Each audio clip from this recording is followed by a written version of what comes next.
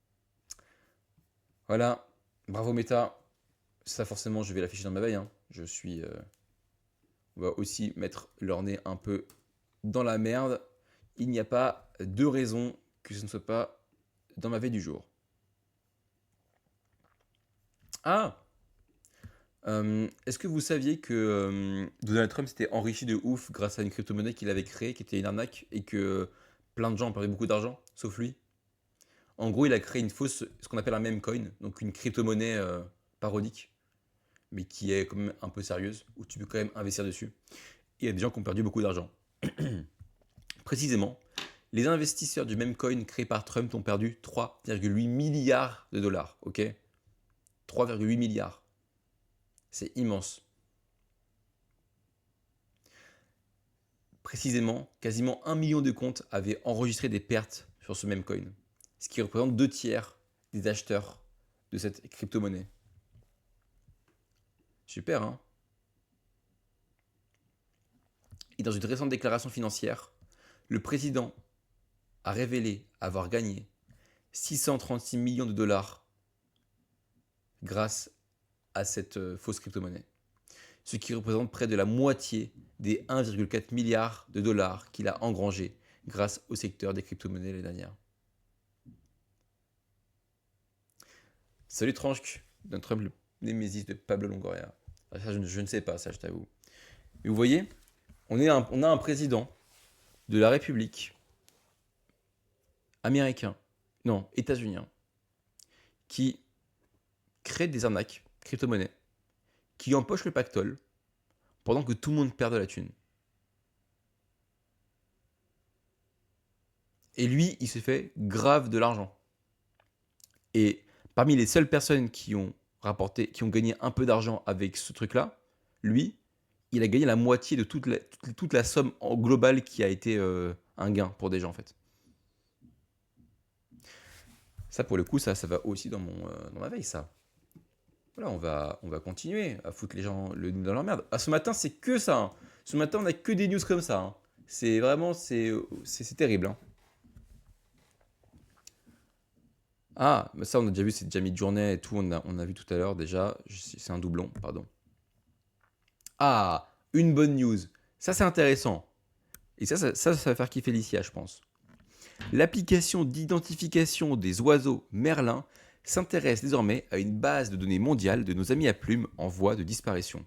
Votre téléphone est sur le point de devenir un ornithologue à temps partiel. Vous voyez, j'aime ce genre d'initiative. De la science collaborative, en fait, de la science participative. J'ai l'impression qu'on va vers ça. L'application Merlin Bird ID, déjà l'un des outils d'identification d'oiseaux les plus populaires au monde, s'apprête à devenir une ressource encore plus précieuse pour les défenseurs de l'environnement. Selon un article du Guardian, une prochaine mise à jour permettra d'intégrer directement les identifications d'oiseaux effectuées via l'application eBird, l'une des plus importantes bases de données participatives sur la biodiversité au monde. Ah, on pourra mettre ça sur eBird, pardon. C'est pas le nom de l'application, c'est là-dessus. Cette initiative signifie que des millions d'utilisateurs qui écoutent les oiseaux dans leur jardin, les parcs locaux ou les sentiers des randonnées pourraient bientôt fournir de précieuses données scientifiques qui aideront les chercheurs à surveiller les populations d'oiseaux et à suivre l'évolution de la biodiversité. En gros, j'imagine, parce qu'en fait, je crois que du coup, l'application, elle fonctionne par rapport au bruit des oiseaux. Donc en fait, par rapport aux cris qu'ils font, du coup, tu prends la vidéo. Automatiquement, l'application reconnaît. Et en fait, je pense que ça va te permettre, toi, de participer à cette base de données en mettant les données géographiques. Par exemple, là, je suis à cet endroit-là. Donc, ça veut dire qu'à cet endroit-là, il y a tel oiseau. Et du coup, ça permet de mieux suivre, en fait, les données de tout ça. C'est intéressant, en vrai, hein. Créé par le laboratoire d'ornithologie de Cornell, Merlin a connu une croissance rapide depuis le lancement de sa fonctionnalité d'identification sonore basée sur l'IA en 2021. Comme quoi, il n'y a pas tout qui est négatif dans l'IA.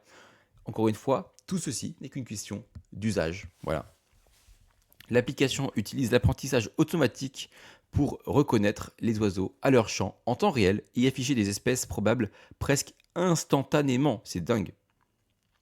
Elle peut actuellement identifier 2066 espèces d'oiseaux en Amérique du Nord, en Europe et dans de nombreuses régions d'Asie et d'Amérique latine. et de nouvelles espèces sont régulièrement ajoutées. C'est génial, hein? L'application est géniale, tout simplement. Et cette mise à jour arrive du coup à un moment critique. La British Trust for Ornithology estime que la population d'oiseaux au Royaume-Uni a diminué de plus de 70 millions d'individus au cours des 50 dernières années. Parallèlement, la popularité de Merlin ne cesse de croître. L'application a été téléchargée plus de 40 millions de fois dans 240 pays et près de 2 millions d'utilisateurs au Royaume-Uni l'ont utilisé rien qu'en mai. L'application a également facilité l'accès à l'observation des oiseaux, selon Digital Trends, est largement considérée comme l'une des meilleures applications d'identification d'oiseaux disponibles, car elle combine la reconnaissance vocale par IA, l'identification par photo, des suggestions géolocalisées et des packs d'identification d'oiseaux téléchargeables et utilisables hors ligne. Putain, c'est génial. Elle s'avère ainsi utile aussi bien aux débutants qu'aux ornithologues confirmés explorant des zones sans accès d'internet fiable. Incroyable. Incroyable.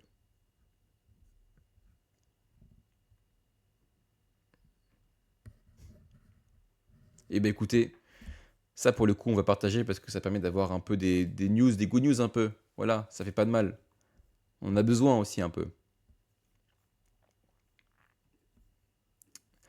La Corée du Sud prévoit de créer un fonds, salut du Naroti, un fonds de réponse future alimenté par les recettes fiscales exceptionnelles générées par les puces d'IA. Ok. Séoul souhaite que les profits records réalisés dans le secteur des semi-conducteurs financent des projets de croissance et luttent contre les inégalités, tandis que le débat s'intensifie sur la question de savoir qui mérite les fruits de cette croissance économique. La Corée du Sud prévoit de créer un fonds d'avenir alimenté par les recettes fiscales exceptionnelles générées par les booms des semi-conducteurs. Ce fonds investira dans l'IA, les industries manufacturières de pointe et le soutien aux jeunes générations. Les bénéfices de Samsung devraient passer de 90 milliards de won à plus de 600 milliards de won cette année, alimentant un débat national sur la répartition de ces richesses. Ouais. Bon, en fait, moi, c'est sur les semi-conducteurs, tout ça. J'avoue que c'est un truc peut-être un peu trop. Enfin, bon, ça casse pas trop pattes à un canard, quoi. Je pense que j'en parlerai si ce truc il est voté, quoi. Mais pour le moment, on est sur un projet de loi, donc je vais juste zapper.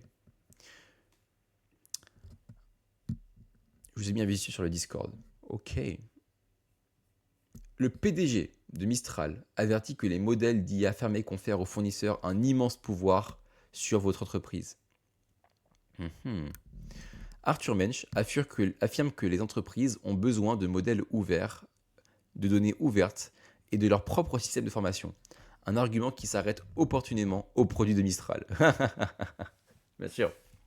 Arthur Mensch, PDG de Mistral, a publié un message sur LinkedIn pour affirmer que les entreprises doivent adopter des modèles open source, des systèmes de données ouverts et leurs propres programmes de formation, les avertissant que les fournisseurs propriétaires acquièrent un immense pouvoir de négociation sur leurs clients. Ces arguments concernant la conservation des données et la concurrence avec les clients sont fondés, mais doivent être nuancés et servent également à promouvoir les produits Studio et Forge de Mistral. Ok. Bah, en vrai, c'est logique, mais je crois que je suis un peu d'accord avec lui. Hein. Il a un peu raison. Hein. Parce qu'en fait, en gros, si demain tu passes par un fournisseur qui te crée ton IA, bah, qu'est-ce qui lui empêche de te débrancher? Et toi, t'es comme un con, tu sais plus utiliser ça. Alors qu'en fait, si le modèle est open source de base, toi, tu peux l'utiliser. En fait, c'est pas grave. Selon Mensch, à mesure que les entreprises intègrent des modèles à leur contexte interne, les fournisseurs les observent, en tirent des enseignements et ont pour habitude de cibler leurs clients les plus performants. L'accusation la plus virulente, à savoir que les fournisseurs utilisent les informations clients pour choisir leur cible, est une déduction qu'ils n'étayent par aucune preuve. Ouais bon. Mais on s'en doute bien. L'argument de la conservation des données repose sur des bases solides, assorties de réserves. Un tribunal américain a ordonné à OpenAI de conserver les journaux de ChatGPT lors du procès pour violation des droits d'auteur intenté par le New York Times, même si les clients des API entreprises et celles n'ayant pas recours à la conservation des données ont été exclus et que l'ordonnance générale a été levée par la suite. En gros, tout ça pour dire qu'en fait, même si vous êtes une entreprise qui utilise l'IA, et que vous êtes en partenariat avec ChatGPT, bah, ChatGPT conserve vos données en fait. Et il peut les utiliser pour lui-même, tout simplement. Le programme de Mensch repose sur des modèles ouverts, des bases de données ouvertes, des contrôles d'accès stricts et un système d'apprentissage continu qui améliore les interactions internes. Son objectif, explique-t-il, est de transformer les activités périphériques d'une entreprise en système d'IA que les fournisseurs et les concurrents ne peuvent pas reproduire. Il a reconnu son détour que cela impliquait une refonte complexe des plateformes informatiques et une transformation du fonctionnement des entreprises. Le contrôle d'accès représente un véritable casse-tête, a-t-il affirmé, car les modèles d'IA excellent à révéler des informations que les employés n'étaient pas censés consulter. C'est vrai ça. L'entraînement de ses propres modèles n'est plus une pratique marginale. Bon, après, ils disent ça, voilà. L'argument de Mensch tombe sans surprise sur les produits de Mistral. L'entreprise commercialise Studio, une plateforme de contrôle pour la création et la gestion de l'IA, et Forge, une plateforme d'entraînement de modèles personnalisés lancée en mars. Mistral déploie ses solutions, bref voilà, bon en vrai, il joue pour son rôle quoi. Bon, en vrai c'est intéressant, hein, mais est-ce qu'on se répète pas un petit peu déjà avec la truc qu'on a eu sur Palantir la dernière fois? Un peu. En vrai c'est intéressant quand même. Bon écoutez, je verrai à la fin. Je verrai à la fin ce que j'en fais. On verra ça. Ah bah ça on avait déjà vu aussi. Les parents qui doivent éviter... Ah bah on a fini la veille je crois les amis. On a fini la veille, en fait. Je viens de me rendre compte, parce qu'en fait, ça, on avait déjà vu une news à ce sujet sur les parents à qui on dit arrêtez, s'il vous plaît, de publier des photos de vos enfants en ligne.